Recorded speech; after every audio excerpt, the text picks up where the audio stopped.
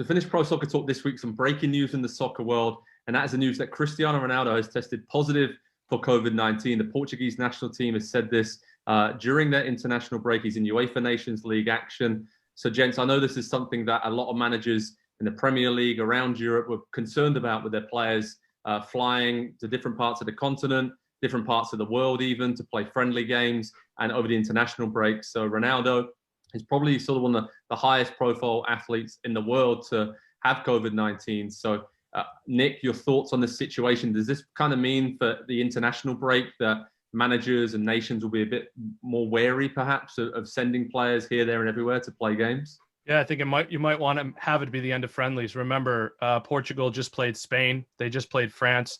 Those are all-star teams of club football, right? Those are the best players in the world are headed there. So what happens if Mbappe brings it back to France? And again, these are just theories.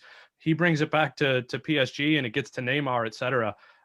Should be the end of friendlies. We saw Mexico. I know they got a big win against the Netherlands, but should they have even been there? And I want to credit U.S. Soccer for this. They could have went to Europe. They didn't.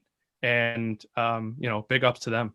Andy, for you, is it kind of a risk taking these players out of the league bubbles and club bubbles they're in for these international games? Yeah, I mean, it is, of course, anytime you come out of kind of a safe space that they're in at the moment. I think it's also probably important to note that given that this is now popping up, he could have contracted it prior to leaving for the international team. With the 2-week period that is possible, it could have been beforehand when he was in Italy, where they've had plenty of problems with the virus as well. So it's really unfortunate. And just 30 minutes later, after we said, well, we hope everybody returns to their clubs healthy and without the virus this week. Well, Ronaldo, like you say, second biggest name in the world.